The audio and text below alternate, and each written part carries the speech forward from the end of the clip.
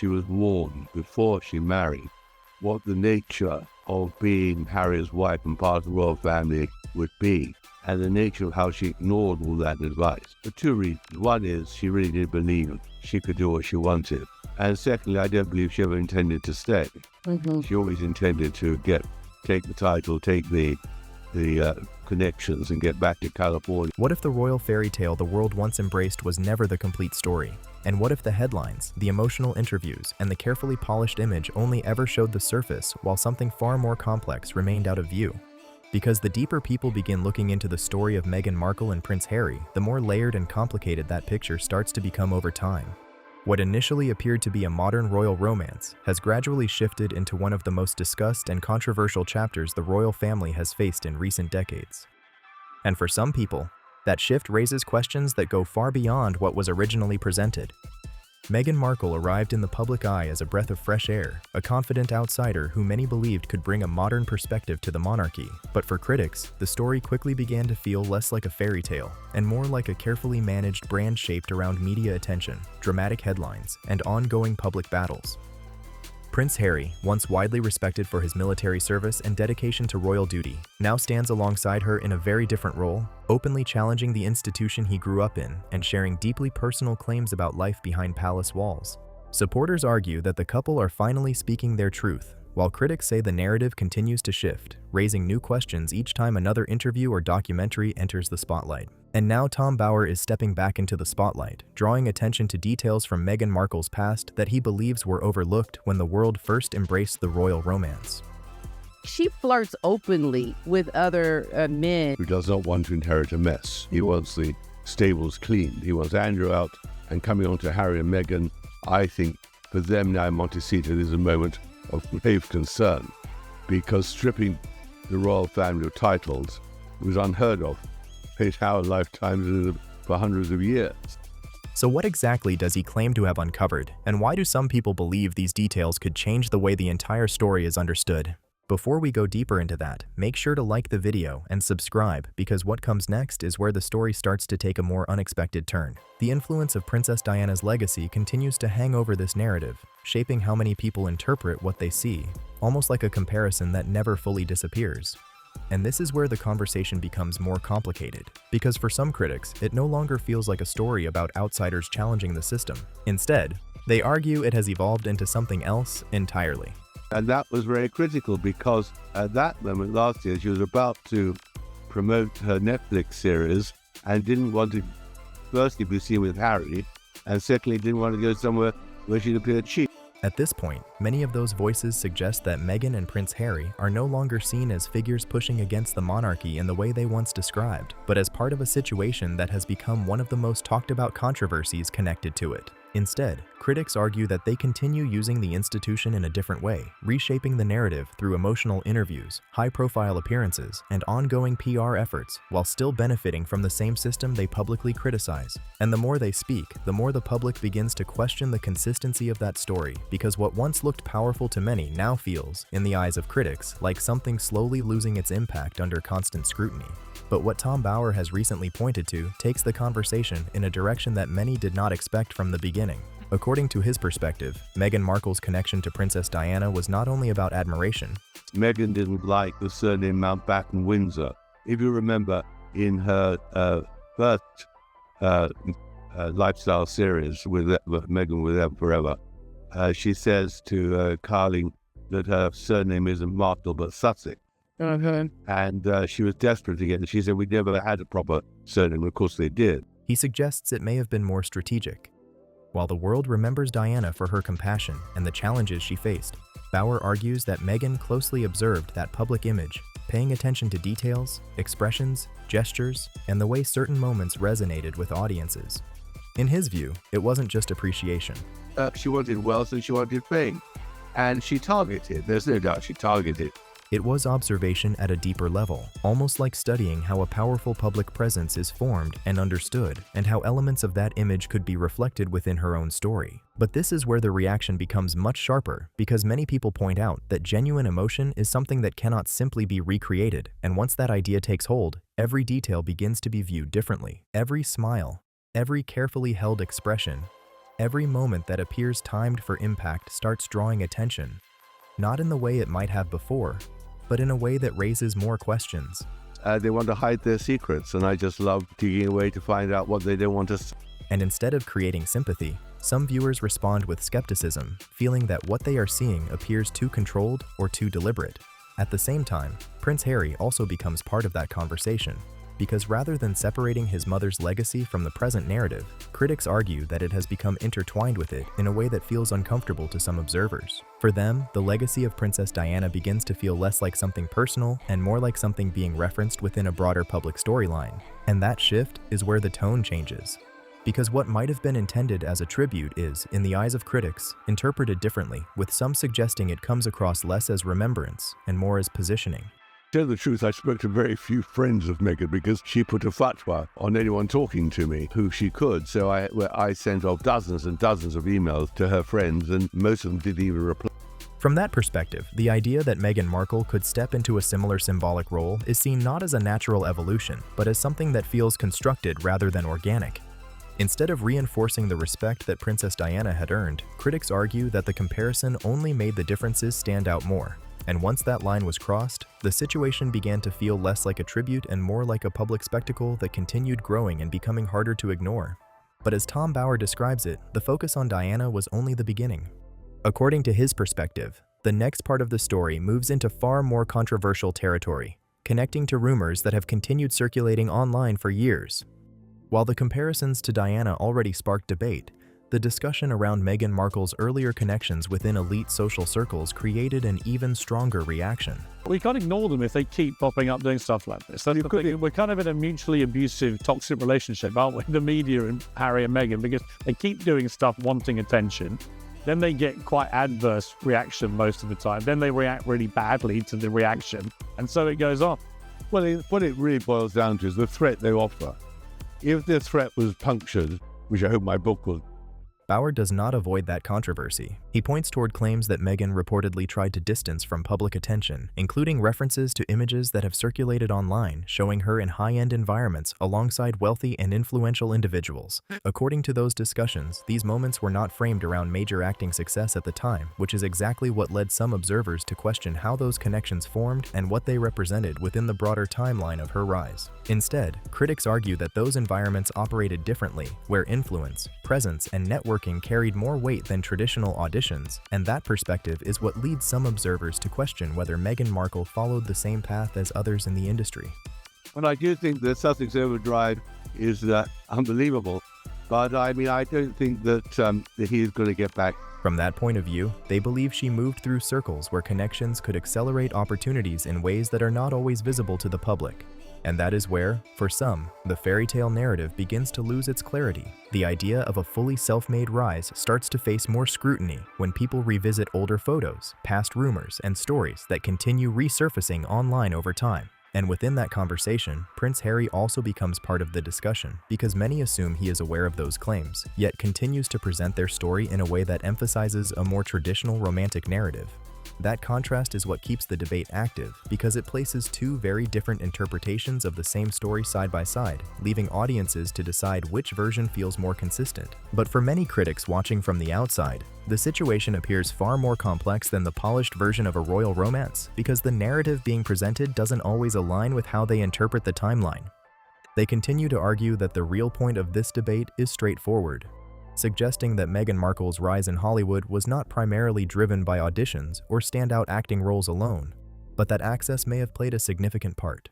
From that perspective, they believe her path involved building connections with influential figures, moving through powerful social circles, and positioning herself in environments where opportunities could develop more quickly, eventually leading to her meeting Prince Harry. Some commentators go further, describing that moment as a major turning point in her trajectory toward global recognition, suggesting that Harry was drawn into a relationship shaped by both personal connection and the intense public attention surrounding them. I choose people whose lives are shrouded in mystery and they've climbed the greasy pole. They want to be famous, they want to be influential, they want to be powerful. Tom Bauer's reporting does not attempt to soften these interpretations, instead presenting a perspective that challenges the idea of chance, implying that Meghan's entry into royal life may have been influenced by a series of calculated decisions and connections rather than a purely unexpected path. And according to those critics, that interpretation reframes the entire story, turning it from coincidence into something that appears far more deliberate when viewed in hindsight. And once she entered that world, the ongoing contradictions and public disputes only seem to amplify the attention around the couple, because if Meghan Markle's past raised questions, critics argue that her present has become even more complicated. The story has developed into such a layered mix of claims and counterclaims that for some observers, it feels almost difficult to follow in a consistent way. One moment she has described herself as having limited awareness of Prince Harry before meeting him, and then in another context, she has spoken about learning details related to him and the royal environment, and that contrast is what leads many people to ask a very direct question. Which version reflects the full picture? Is she the outsider stepping into a world she did not fully understand, or someone who had already begun to study that world before becoming part of it? Is that Meghan has got no real income anymore. She's finished. Right. The series is over. There's no great podcast. They don't generate any money. And I don't see where she is going from here. I think she has a major problem. For many critics, the issue is that both narratives are difficult to hold at the same time, yet her public statements are often interpreted as suggesting elements of both. And with Harry frequently appearing alongside her in interviews and public appearances, repeating similar perspectives, that consistency only adds another layer to how the situation is being viewed by those watching closely. It sometimes comes across as the same lines being repeated again and again, where each new interview, photo opportunity, or speech that is meant to feel personal ends up creating even more debate, as viewers begin to notice what they interpret as inconsistencies in the narrative. According to critics, those shifting accounts raise more serious questions over time, because each change in the story can increase skepticism, and a narrative that once appeared carefully structured begins to feel less stable under continued attention. To many observers watching closely, Meghan Markle is now seen as someone facing growing pressure to keep her story aligned, and that pressure is reflected in how each new statement can add another layer of uncertainty, leaving people unsure which version they are meant to accept. At the same time, Prince Harry, who was once known for being direct and open in his public role, is now often described as appearing more in the background of a narrative that is largely centered around Meghan's public presence, which only adds another dimension to how the situation is being interpreted. Being a simple soul has easily changed to suit Meghan's agenda. Critics say he often remains beside her while the spotlight focuses on appearances, messaging, and how everything unfolds on camera. And from that perspective, the attention seems to center less on him and more on how the overall narrative is being presented. Tom Bauer does not soften his criticism, arguing that these contradictions are not simply mistakes, but part of something larger, something that, in his view, has become increasingly noticeable to the public. And once credibility begins to weaken, the consequences can develop quickly. Public trust is fragile, and when audiences start questioning the consistency of a story, that reaction can spread across media and social platforms at a rapid pace. Some observers suggest that Meghan Markle may have expected Hollywood to fully embrace her transition into a global media figure, but the entertainment industry tends to respond differently when controversy becomes part of the equation. When narratives grow complicated and public debate intensifies, studios, producers, and partners often become more cautious, stepping back from projects that might bring uncertainty instead of success. So when Meghan came along into the scene, I just thought, this is fascinating. How is this going to play out? From that point of view, critics argue that the issue was not simply about platforms like Netflix or Spotify, but about how those opportunities were managed once they were in place, and how the surrounding narrative may have influenced the outcome.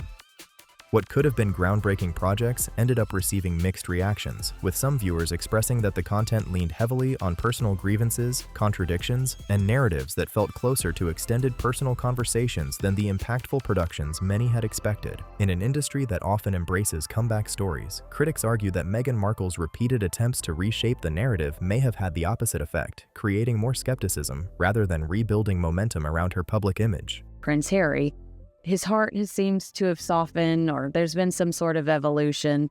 So I do think you're right that a lot of us were kind of caught off guard by the Prince Andrew decision, because we had grown accustomed to cuddly Charles, Grandpa Charles, with the grandkids in his lap. And when I saw the news, I thought, I don't know if I'll ever see anything like this again in my lifetime, but maybe I will because of Prince Harry and Meghan Markle. And Prince Harry, instead of providing a contrasting perspective, is often seen standing beside her in interviews and appearances, repeating similar points, which some critics say can make those moments feel more strained in the public eye. The shift is also reflected in the wider entertainment space, where figures who once appeared closely connected to the couple now seem more distant, highlighting how quickly perception can influence opportunity.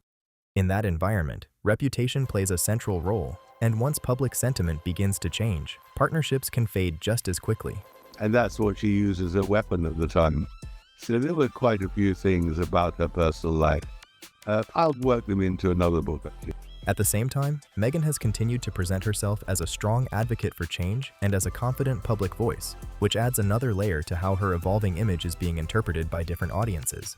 But critics argue that once the spotlight began to soften, the image faced a new level of scrutiny, where every quieter red carpet appearance, every uncertain speech, and every stalled deal added to the growing debate about whether the couple's influence was built more on momentum than on something lasting. From that perspective, some now suggest that Meghan Markle's reputation has become more complicated, with certain industry figures choosing to step back rather than engage, reflecting how quickly perception can shape opportunity. But the most controversial aspect of Tom Bower's claims is not only about her past or about how her public image is evolving, it is what he suggests about the dynamic between Meghan and Prince Harry. According to that interpretation, after their relationship became public, Meghan took a more active role in shaping how their story was presented, influencing interviews, guiding messaging, and helping define the narrative that surrounded them. Critics argue that this sometimes gave the impression that Harry was no longer positioned as an equal voice. Which showed that he is very commercially minded, which we'll get into later on.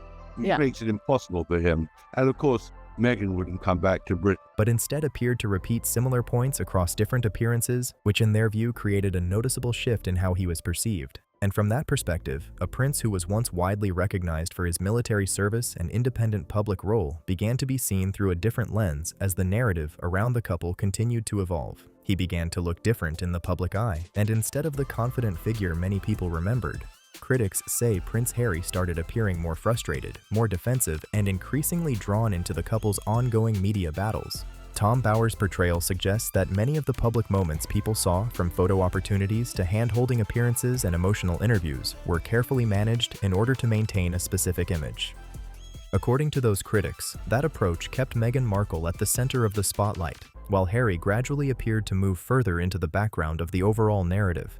What once looked like a strong and unified royal partnership now sparks ongoing debate about influence, control, and how much of the public-facing story may have been shaped with intention. And in Bower's view, the most significant impact of all of this may be how it has affected Harry himself, particularly in terms of how his role and identity are now perceived. Because according to that interpretation, Meghan did not simply enter the royal family. She helped reshape Prince Harry's public image in a way that many observers describe as dramatic, because in this portrayal, he moved from being seen as an independent royal figure to someone whose voice now appears closely tied to the couple's shared media approach. Critics argue that the prince, who once spoke with confidence and clarity, now comes across more as a supporting presence within Meghan Markle's broader public narrative. Declining, I think that his reputation is somewhat toxic, and I think Invictus is his only lifeline. For many watching, that shift feels significant. The public still remembers the version of Harry shaped by military service, carrying a reputation for directness and resilience, and seeing that image evolve so noticeably only makes the contrast more apparent. Some critics go further, suggesting that he now appears confined within a role that feels more structured, where messaging seems carefully aligned rather than independently driven. Tom Bower also points to moments where the couple's family life becomes part of wider public discussion, with critics noting that certain references to their daughter, Princess Lilibet of Sussex, appear to coincide with periods of heightened media attention. Who she could use and who could serve her purposes. She did want him because she then was promoted from an unknown actress into a global star. According to those perspectives, such moments can be interpreted less as private family updates and more as part of a broader public narrative, which adds another layer to an already complex debate. Critics argue that even aspects involving their children, which are often kept more private in traditional royal settings, have at times been drawn into the spotlight, contributing further to the ongoing conversation about how the couple manages their public image. And even former supporters may begin creating distance from the controversy, because once the conversation reaches that level, the shift in perception can happen quickly. Critics increasingly argue that Meghan Markle appears less like someone focused solely on protecting family privacy and more like someone carefully managing public attention around her life, with many of her public moves interpreted as part of a broader effort to remain in the spotlight. By the time the couple's media partnerships began to face challenges, Many commentators suggested that the only people caught off guard were Meghan and Prince Harry themselves. Tom Bower strongly challenges the image they have presented, describing how a brand once associated with royal attention and global fascination has, in his view, evolved into something critics describe as a carefully constructed narrative filled with inconsistencies. What once generated widespread excitement has, for some audiences, turned into a sense of fatigue. Even the widely discussed Oprah interview with Meghan and Harry, which initially drew global attention, is now frequently revisited and debated in a much more critical way. With critics calling parts of it exaggerated or incomplete, their projects, including the Netflix series that many expected would build a lasting media legacy, instead left some viewers feeling like they were watching two public figures repeating the same frustrations while audience interest gradually began to fade. Each new announcement or project now sparks questions about motive, with critics suggesting that every move feels calculated and every appearance carefully managed. At the same time, Prince Harry, once seen as an equal partner in the public narrative, is now sometimes described as appearing more reserved, standing beside Meghan Markle while criticism continues to grow. But in the end, nothing beats the truth, the real fact. According to reports, some Hollywood insiders view the situation as increasingly complex and potentially risky because in the entertainment industry, reputation can shift quickly, and once influence begins to decline, rebuilding that image becomes a much greater challenge.